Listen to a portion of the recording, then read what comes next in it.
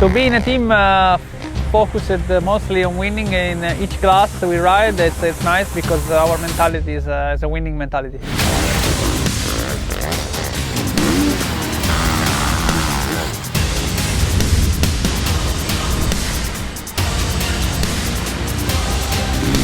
My motivation is still the same every year. I'm riding for winning the championship every time. That's the goal and that's why we are here.